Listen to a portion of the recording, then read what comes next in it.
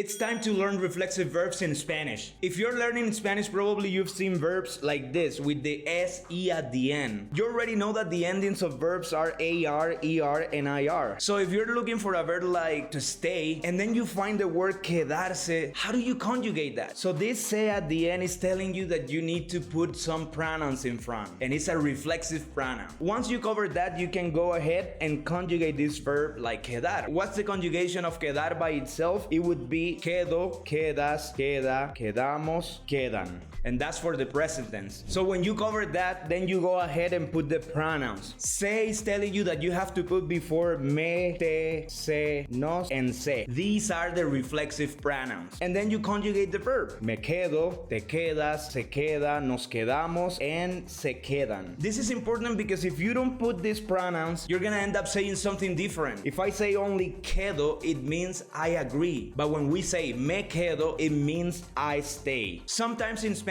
you cannot say the action without the reflexive pronoun. Like when you wanna say that you took a shower, it would be me bañé. Or every single routine verb, me afeité, me peiné, etc. But some verbs are gonna change the meaning depending upon if they are reflexive or not. For example, ir, you know this verb is to go, but irse is to leave. So when I say vamos, it's let's go. But if I say vámonos, which is imperative, we'll cover that later, it means let's leave. If you wanna say I'm going, you say voy. If you wanna say I'm leaving, it would be me voy. Another verb that changes the meaning when it's reflexive is volver. Volver is to return, but volverse is to become. So if I wanna say I return, it would be vuelvo. But if I wanna say I become, it would be me vuelvo. Vuelvo a mi casa, me vuelvo profesor. So that's the thing. You need to be paying attention if the verb has this SE at the end, and now you know what to do with it. If you want me to cover more about reflexive verbs, leave me a comment. Remember that I'm Nelfer Belilla and this is 2 Minute Spanish.